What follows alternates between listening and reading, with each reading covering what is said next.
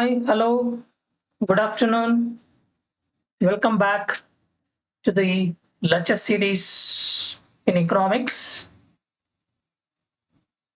Today, in this session, we are going to discuss the economic system. So, in this session, we are going to discuss the meaning of economic system, classification of economic system. So, under that, we have three economic systems in an economy in the entire world. So, among them, we have a capitalistic economy, socialistic economy, and mixed economy. Now let's begin. What do you mean by economic system? Economic system, it's an arrangement for the production of goods and services and distribution of those goods and services in an economy. So let's understand how the different economies of the world would be solving the central problems of an economy: what to produce, how to produce, and for whom to be produced. So, in order to understand this, we are dividing all the economies of the world into three economic systems. As I mentioned, so we have three economic systems in the world: capitalistic economy, socialistic economy, mixed economy.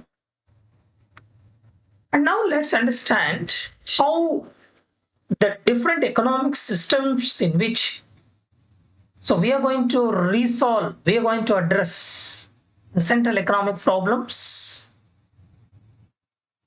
Now let's take up the first, capitalistic economy. Capitalistic economy is one in which all the production of goods and services, which is owned and controlled by private individuals for their profit.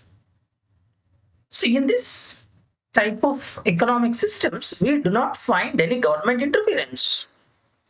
There's a complete freedom is given. Anybody can undertake any type of economic activities as they like.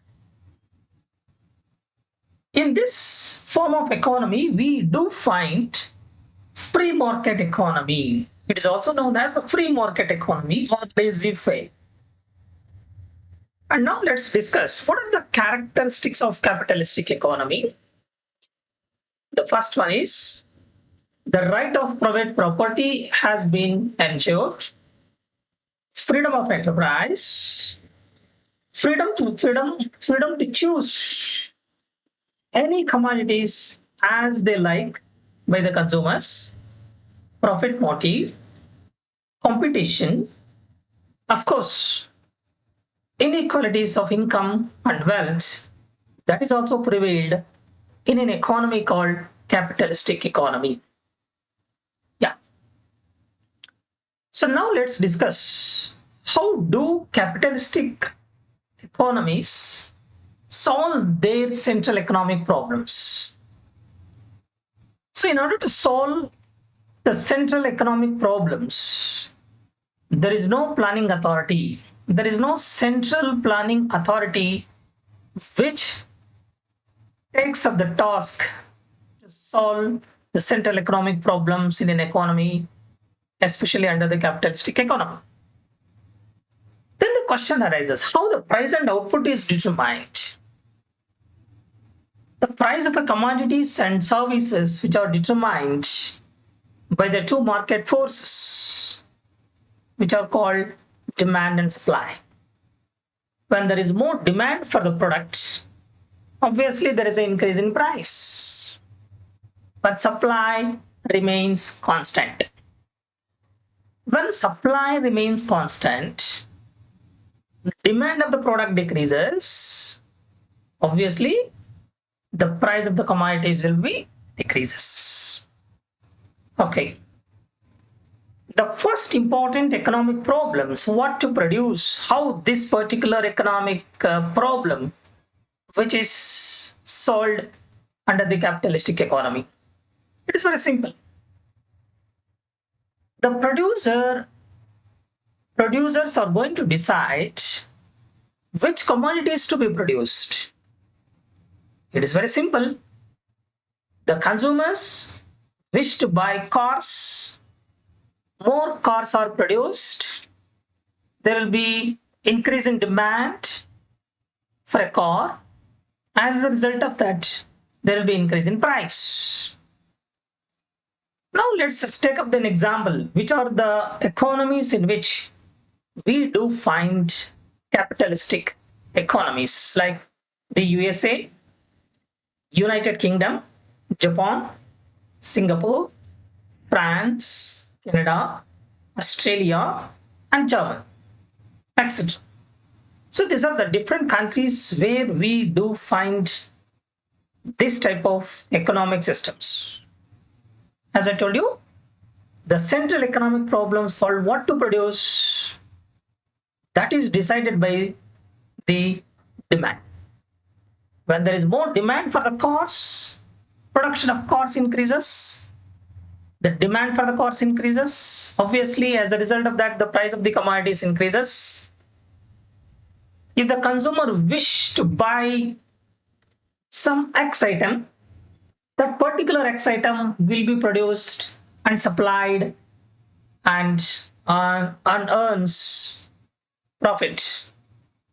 So this is the way how what to produce, the important problem is being tackled by the capitalistic economy. Now, second important economic problem, how that particular problem will be solved, like how to produce. It's very simple. The cost of production is minimum. Whenever the cost of production of a car is minimum, the producer is going to take up the particular commodity to be produced.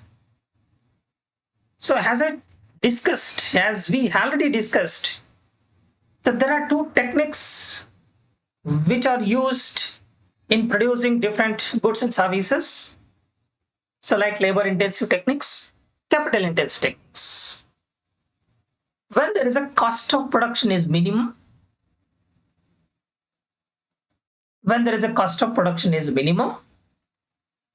if the labor is cheaper, labor intensive technique will be used, and vice versa.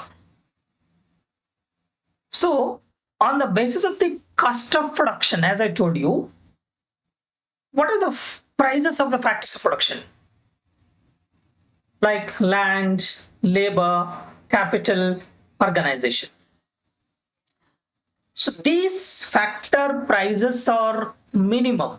These factor prices are cheap. So then obviously we produce the same commodities. So that is how to produce. The important economic issue has to be taken up. Then third important problem, that is whom to be produced. It's very simple. Who is going to purchase the commodity? For them we are producing. So the consumer who is having the buying capacity of the car, then we produce more number of cars.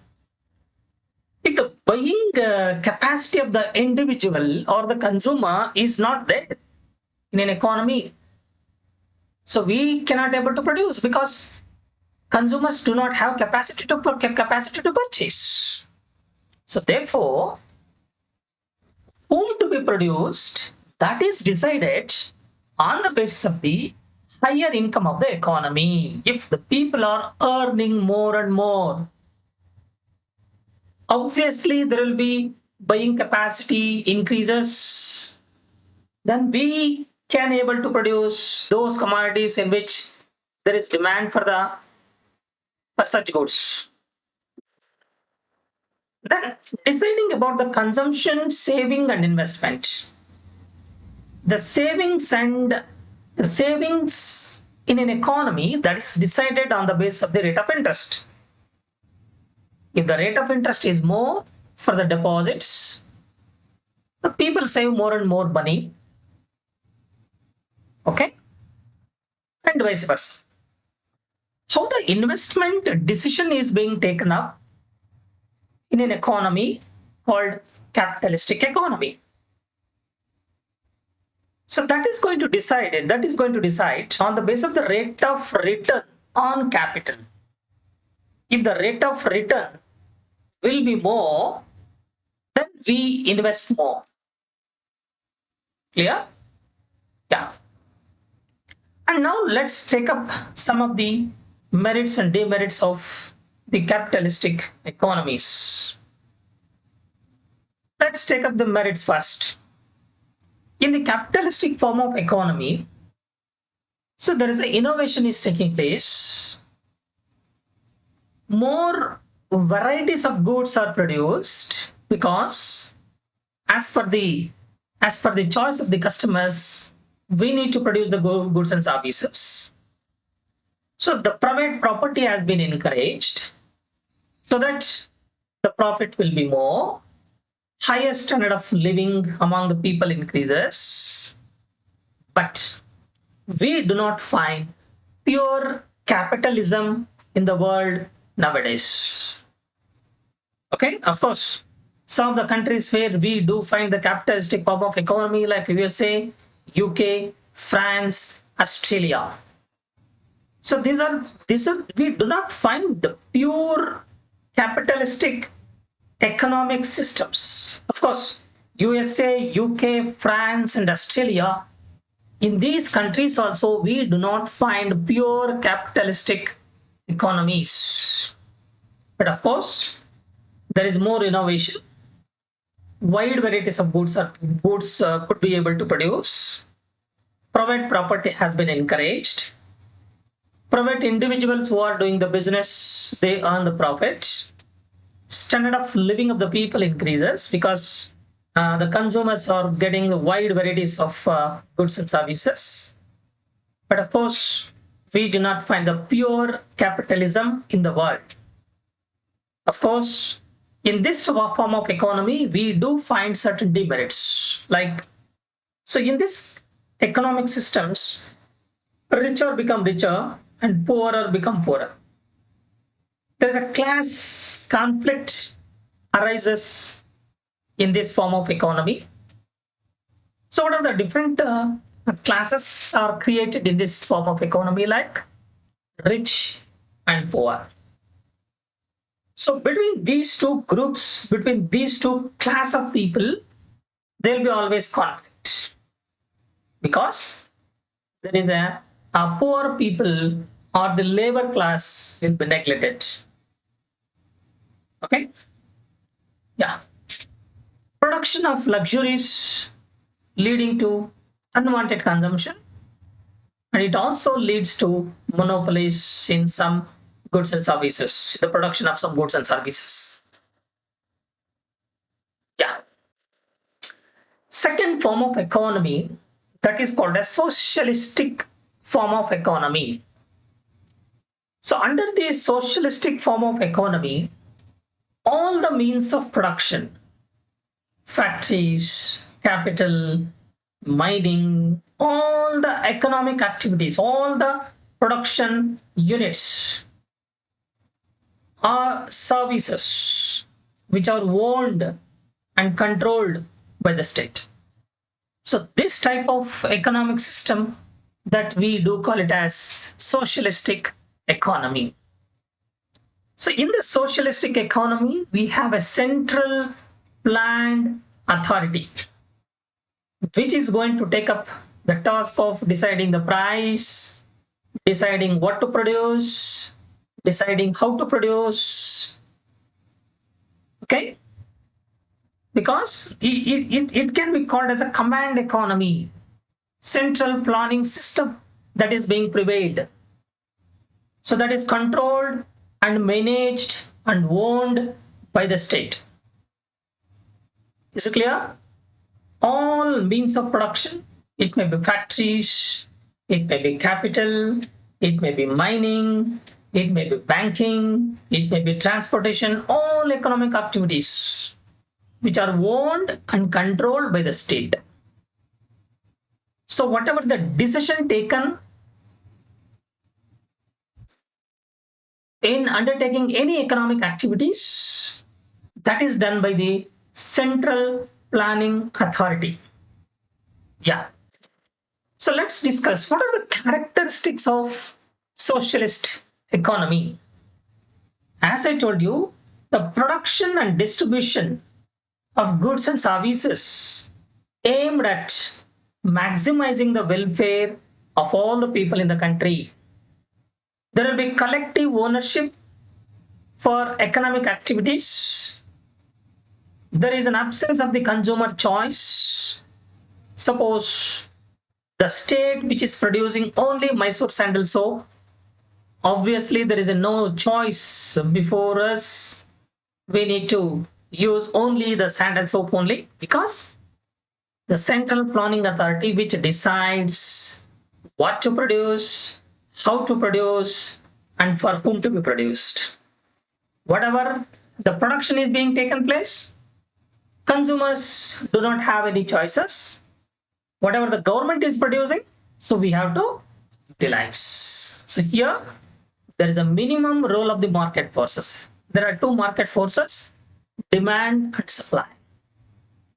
So there is no freedom for the consumers here.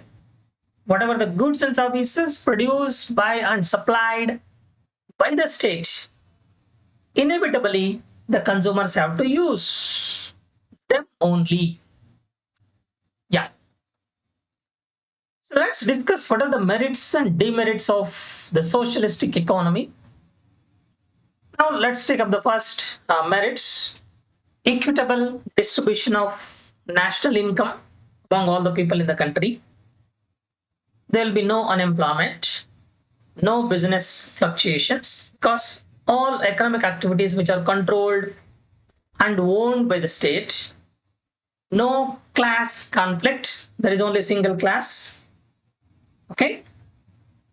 Cooperative attitude that is prevailed in an economy. So these are the important merits that we do find in an economy called socialistic economy. So let's discuss what are the demerits. We do not neglect them also. Predominance of bureaucracy, corruption, red tapeism, favoritism. So these are the important evils in the economy that are prevailed. There is no incentive for the hard work. As in the case of the capitalistic economy, there is a competition prevails. Each and every producer tries to produce wide varieties of goods as per the choice of the consumers. But here there is no scope for the producer to produce wide varieties of goods, because there is no incentive for the hard work. Whatever the government is producing, whatever the state producing, what technique the state is using, that is final. There is an extreme form of socialism. It is not at all practicable. So we do not find pure socialistic form of economy in the world. But of course, in some of the countries like Russia, China, North Korea, and many Eastern European countries, so they had the socialistic economy. But now, so these economies are also having capitalistic, but not pure capitalistic. But they are changing now and encouraging the liberalization. So these are the demerits that we do find in the socialistic form of economy. Let's come to the third important economic system. The first country in the world which is announced and adopted a mixed economy, it was France. World Bank or IBRD accepted the need of the state intervention, but finally IBRD or the World Bank finally decides mixed economy is the best economic system in the world. Why? Let's take up the features. There is a coexistence of private sector and public sector. There are three sectors of industries operating simultaneously. Private individuals, they have owned their own business operations. There is complete freedom is also given for the private individuals to take up the business as they like. And even the public or the state is also doing the business. And there are combined both the public and private partnership in which we do business. So therefore, there are three sectors of industries that are prevailing simultaneously operating in an economy called mixed economy. So there will be existence of the national planning. There is economic planning, which is controlled and managed by the state. But of course, there is an administrative price where the price is also decided by the government. So in order to ensure the welfare of the people in the country, government intervention will be there, and some sort of freedom is also given for the private individuals to take up the business activities as they like. So because of these features, IBRD has decided, and most of the world today are interested to have this type of economic system called mixed economy. But of course, we cannot neglect the demerits of mixed economy. It secures the merits of both capitalism and socialism. That is one of the merits of the mixed economy. And the price mechanism is also operating. But there is a reduction in the inequalities of income and wealth in an economy. Less economic fluctuations because some sort of control by the state towards the economic activities. So these are the merits that we do find in the mixed economy. Now let's take up what are the demerits of mixed economy. There is excessive control and heavy taxes by the state. Problems of red tapeism, nepotism, favoritism, all these issues in the economy that are also prevailed. So mixed economy, it has been described by the Schumpeter as capitalism in the Oxygen tent. Indian economy is the best example for the mixed economy. But once upon a time, USA, UK, Singapore, Australia, all those economies which had capitalistic form of economies, but now all these economies are leaning towards to have mixed economic systems. But in reality, all economies are mixed economies only in the world. So there are the examples of the mixed economy, India, and most of the economies, as I told you, almost all the economies in reality, they do have mixed economic system. The share of the government spending as a percentage of GDP, like Iceland, 57%, Sweden, 52% state intervention, France, 52% of state intervention will be there.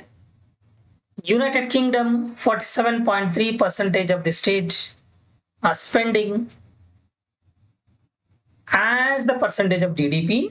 And even the United States, Russia, India, and China, as I told you, most of the countries in the world today, in reality, all of them are having the mixed economy. Because in the mixed economy, what are the demerits that we found in the capitalistic and as well as the socialistic? All these problems, all these demerits, we have eliminated in this form of economy called mixed economy. That is the end of the program. That is the end of the session. So now let's revise what are the things that we had gone through in the session. Yeah, there are three economic systems. One is capitalistic economy, socialistic economy, and mixed economy.